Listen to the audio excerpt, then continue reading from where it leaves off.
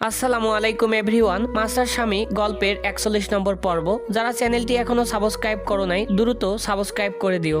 নাওরার দ্বিতীয় বর্ষের পরীক্ষা শেষ, এর মাঝে তাদের বিয়ের প্রস্তুতি নেওয়া শুরু হয়ে গেছে। হাতে সময়ও বেশি নেই। আজ নাফসানের পরিবার বিয়ের কেনাকাটা করতে বের হয়েছে। সাথে নাওরা সাপিয়াকেও সাথে নিয়ে গেছে। যেহেতু সাপিয়া এখন ঘরেই থাকে তাই নাওরা জোর করে তাকেও সাথে নিয়ে বেরিয়েছে। কিছুদিন আগে সাপিয়ারও এইচএসসি এক্সাম শেষ হয়েছে, রেজাল্ট আসতে অনেক দেরি আছে। এর মাঝে তার ফোন নিয়ে নেওয়া হয়ে গেছে। বাসায় নাওরা ছাড়া আর কেউই জানে না সাপিয়া কার সাথে কথা বলতো। সেদিনের পর থেকে নাহিলের সাথে আর কোনো যোগাযোগ হয়নি। নাহিলও কেন যেন নিজে থেকে দূরে চলে গিয়েছে। আগে ছলে বলে বিভিন্ন অজুহাতে ইলার কথা বলে কলেজে আসতো, এখন তাও আসে না, দেখাই যায় না ওনাকে। সাফিয়ার অনেক খারাপ লাগে এখন। বারবার মনে হয় যদি একটু কথা বলতে পারতো নাহিলের সাথে। অভ্যাসে পরিণত হয়ে গেছে। মা সেদিন যদিও বলেছিল তাকে কলেজে যেতে দিবে না, তবে পড়াশোনার স্বার্থে যেতে দিয়েছে। তবে নজরদারিতে ছিল। সেই সাফিয়া পড়াশোনা ছাড়া কিছুই বুঝতো না। সে লেখাপড়া থেকে পিছিয়ে যাওয়া শুরু করছিল। তাই তো মামি বাধ্য হয়ে ফোন নিয়ে দিয়েছে। তাই ঘরে থেকে আর কিছু না পেয়ে সাফিয়া আবারও আগের মতো পড়াশোনা শুরু করে। পরীক্ষাটাও তার বেশ ভালোই হয়েছে। তবে মনের কোনো এক অংশে নাহিল এখনও রয়ে গেছে। কথায় বলে দূরত্ব বাড়লে নাকি মানুষের কদর বোঝা যায়। সাপিয়া এখন সেটাই বুঝতে পারছে। মা বাবার মন রক্ষা তাদের সামনে নিজের স্বাভাবিক দেখালেও আড়ালে অনেক কষ্ট পায়। এই প্রথম কারো উপর মন খারাপ করে বসে গেছে। সহজে এখান থেকে নিজেকে সরাতে পারছে না। সাপিয়াকে নিয়ে নাওরা শপিং মলে পৌঁছে যায়। নাফসা নিজেই তাদের বাসা থেকে পিক করবে বলেছিল, তবে নারাও না করে দিয়েছে। বলেছে সাপিয়াকে নিজে একাই চলে আসতে পারবে। নাফসানদের ফ্যামিলি থেকে মাহমুদা বেগম, মেহরিন, ইলা সবাই এসেছে। সাপিয়ার চোখে বোধ হয় অন্য কাউকে আশা করছিল। আশেপাশে তাকিয়ে না পেয়ে মন খারাপ করে বসে। ইলা সাপিয়াকে দেখে কাছে চলে আসে। আজকাল সাপিয়ার মন খারাপ সে নিজেও বুঝতে পারে। তবে তার ভাই যদি নিজে থেকে না আগায় তবে ইলার কিছু করার নেই। তবুও সে যথাযথ চেষ্টা করে সাপিয়ার মন ভালো রাখার। তাদের দুজনের পরীক্ষা বেশ ভালো হয়েছে। ইলা সাপিয়াকে টেনে নিয়ে নিজের সাথে গিয়ে জিনিস চয়েস করতে থাকে। অপরদিকে মাহমুদা বেগম নাওরাকে নিয়ে গহনার দোকানে যেতে চান। আবারও মেয়ে দুটো জামা কাপড় চয়েস করবে। তাই তিনি ছোট ছেলেকে ফোন দিয়ে শপিং মলের ভিতরে আসতে বলেন। নাহিলও তাদের সাথে এসেছে, তবে ভিতরে আসতে চায়নি, কারণ এইসব মেয়েদের শপিংয়ে তার কোনো আগ্রহ নেই। নাফসান একটু পরেই এখানে চলে আসবে। পরে সে নাফসানের সাথে গিয়ে তার শপিংয়ে সাহায্য করবে ভেবে গাড়িতে বসেছিল। তবে মায়ের ফোনে বাধ্য হয়ে তাকে এখনই ভিতরে যেতে হয়। এত জরুরি তলব করে এনেছো কেন? আমি তো ভাইয়ার সাথে আসবো ভেবেছিলাম। আরে দেখ না, মেয়ে দুটো তো একা একা ছাড়া যায় না। ওরা জামা কাপড় চয়েস করবে, তুই একটু ওদের সাথে থাক। দুটো মেয়ের কথা শুনে নাহিল সামনে তাকিয়ে দেখে সাফিয়া আর ইলা দাঁড়িয়ে আছে। সাফিয়া এক দৃষ্টিতে নাহিলের দিকে তাকিয়েছিল। আজ তার মাথা নিচু নেই, মন ভরে দেখছে তাকে। প্রায় 1.5 মাস পর দেখা হচ্ছে তাদের। এর মাঝে কোনো কথাও হয়নি। সাফিয়াকে এভাবে তাকিয়ে থাকতে দেখে নাহিল মাথা নাড়িয়ে নামিয়ে নেয়। মায়ের দিকে তাকিয়ে বলে, ঠিক আছে, তুমি ভাবিদের নিয়ে যাও, আমি আছি এখানে। তবে ভাইয়া আসলে কিন্তু আমি চলে যাব, তাড়াতাড়ি আসবে। আচ্ছা বাবা, ওদের কিছু চয়েস হলে পারলে কিনে দিস, পরে আমি এসে বিয়ের শপিং করাবো। আগে গহনাটা শেষ হোক। নাহিল মাথা নাড়ায়। মাহমুদা বেগম মেহরিন আর নাওরাকে নিয়ে গহনার দোকানের দিকে এগিয়ে যায়। মেহরিন তার মেয়েকে দাদার কাছে রেখে এসেছে। নাফসান কোম্পানিতে জয়েন করার পর ওনার এখন আর তেমন কোনো পরিশ্রম হয় না। মাঝে মাঝে একটু ঘুরতে যান শুধু। দুই ভাই এখন সামলে নিচ্ছেন, তাই বেশিরভাগ সময় তিনি এখন বাসাতেই থাকেন। মিষ্টিকে ওনার সাথে রেখে এসেছেন। মেয়েকে নিয়ে শপিং করা অনেক ঝামেলার। নাওরা ওদের সাথে চুপচাপ ঘুরছিল। এইসব বড় শপিংয়ে সে আগে কখনো আসেনি, তাই এখন সাবধানে চলছে যাতে কোনো ব্লান্ডার না করে বসে। মনে মনে ভাবছে নাফসানের সাথে থাকলেও ভালো হতো।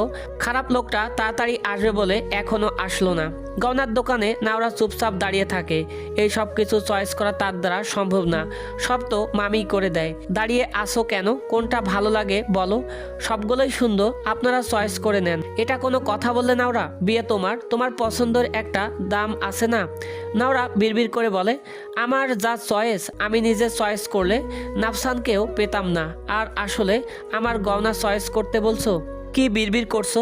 আসলে ভাবি আমি না চয়েস করতে পারি না, আপনাদের পছন্দ মতো নিন না।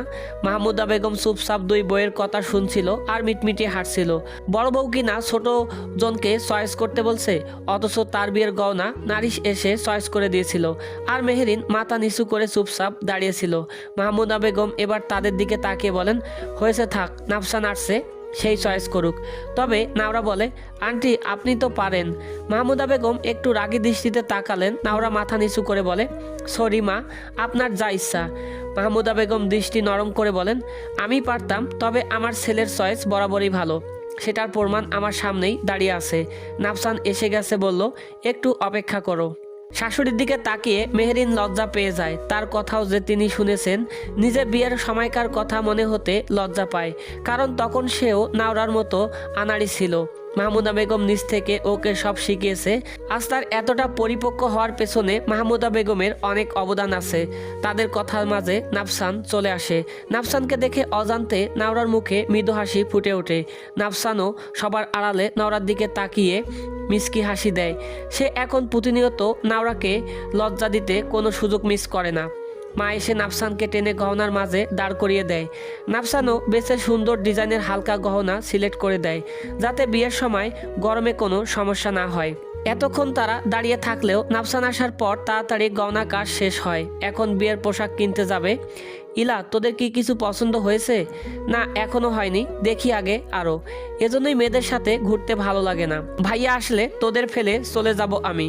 যাও না, আমিও সাপিয়াকে নিয়ে হারিয়ে যাব, পরে আম্মুর মায়ের খেয়েও। নাহিল বিরক্তি ভঙ্গিতে একপাশে বসার জায়গায় গিয়ে বসে ফোন দেখতে থাকে। ইলিয়া সাপিয়াকে নিয়ে আশেপাশে ঘুরে ঘুরে ড্রেস দেখছিল, তবে সাপিয়ার মন তো ওই সব একদমই নেই। সে একটু পর নাহিলের দিকে তাকিয়ে থাকে। লোকটা তাকে কি ভুল গেল নাকি? মাত্র 1.5 মাস কাউকে ভুলে যাওয়া সম্ভব? কোথায়, সে তো ভুলতে পারেনি। এর মাঝে নাফসানেরা এখানে এসে উপস্থিত হয়। তারা আসতে সবাই মিলে শাড়ির লোকেশনে যায়। সেখানে বইয়ের শাড়ি দেখতে দেখতে নাফসান নাহিলকে নিয়ে ছেলেদের সেকশনে চলে যায়। অল্প সময়ের মাঝেই তারা শপিং শেষ করে চলে আসে, অথচ মেয়েদের এখনো সিলেকশনেই শেষ হয়নি।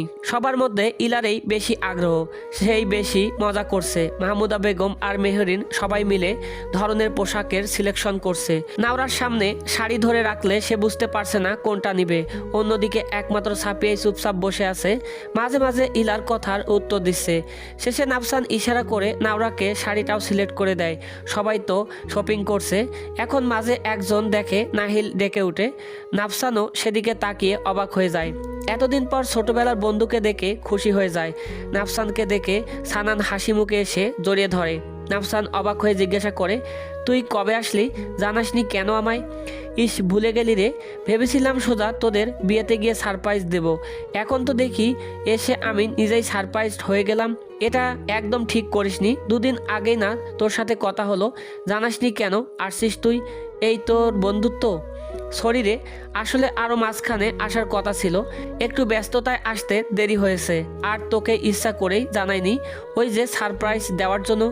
নাফসান কথা বলে সানানকে নিয়ে মায়ের সাথে দেখা করায়। কথার প্রসঙ্গে জানতে পারে তার মাও সাথে এসেছে, পাশের সেকশনেই আছে। তাই মাহমুদা বেগম সাথে সাথেই 2 বউকে নিয়ে সানানকে মায়ের কাছে যান। অনেক দিন পর তাদের দেখা হয়। সেই অনেক মাস আগেই এসেছিল তারা, তারপর আর দেখা হয়নি। মাঝে মাঝে ফোনে কথাবার্তা হয় শুধু।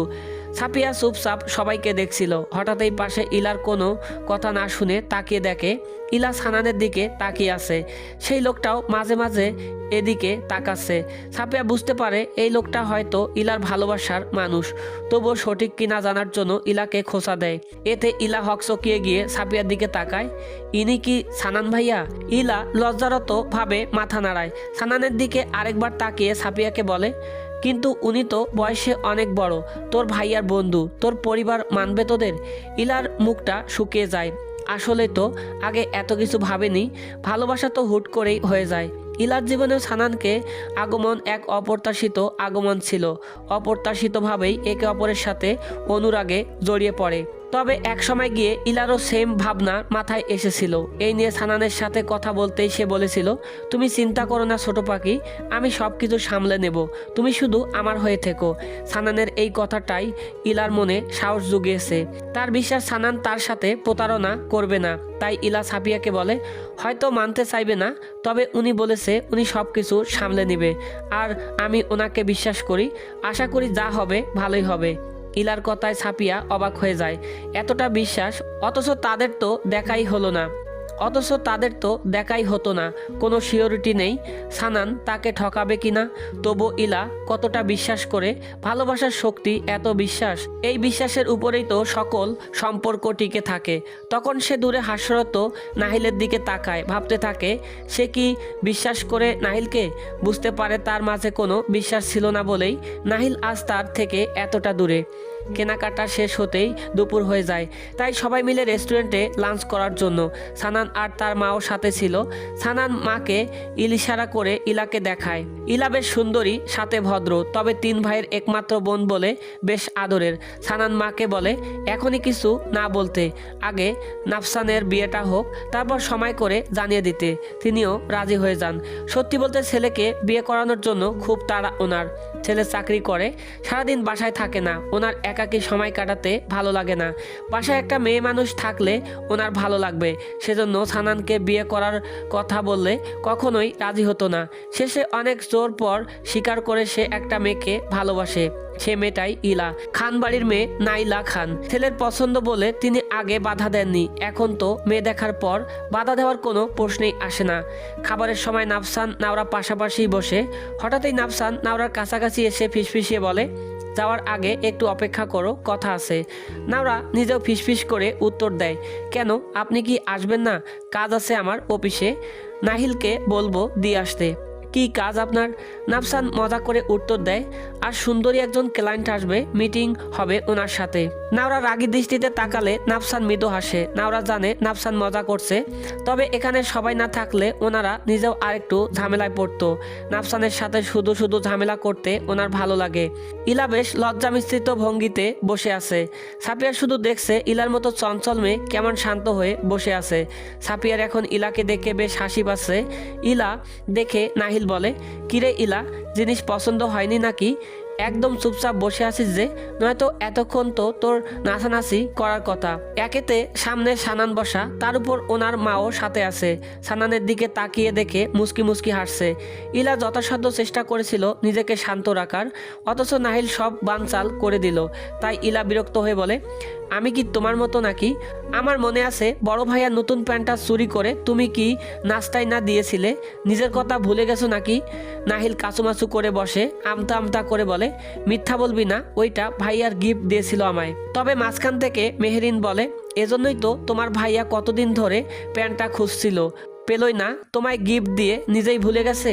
নাহিল ধরা খেয়ে মুখ চুপসে যায়। আসলে সে নিয়েছিল ঠিকই, তবে পরে ভাইয়াকে বলে দিয়েছিল, কিন্তু ইলা বেশি অভিনয় করে কথাটা বলল। নাহিলের এমন অবস্থা দেখে সবাই হেসে ফেলে। এবার সাফিয়াও এতক্ষণ হেসেছে। নাহিল তার হাসির দিকে একবার তাকিয়ে আবার মুখ ফিরিয়ে নেয়। এতেই সাফিয়ার হাসি বন্ধ হয়ে যায়। সে কি কিছু ভুল করেছে? নাহিল এমন করছে কেন?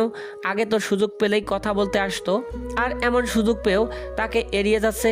সাফিয়ার কষ্টে কান্না চলে আসে, তবু এত মানুষের ভিড়ে সে নিজেকে সামলে নেয়। শপিং শেষে সবাই বেরিয়ে পড়ে। একটু সামনে যেতেই হঠাৎ সাফিয়ার পায়ে বেজে পা পড়ে যেতে নেয়। নাহিল দ্রুত গিয়ে সাফিয়াকে আগলে নেয়। সাফিয়া নিজের ব্যালেন্স রাখতে নাহিলের হাত খামচে ধরে দাঁড়ায়। এতে নাহিল একটু ব্যথা পেলেও ওভাবেই দাঁড়িয়ে থাকে। তবে সাফিয়ার কানের কাছে ফিসফিসিয়ে বলে, যাকে ভালোবাসো না তারই সাহায্য নিয়ে উঠে দাঁড়ালে।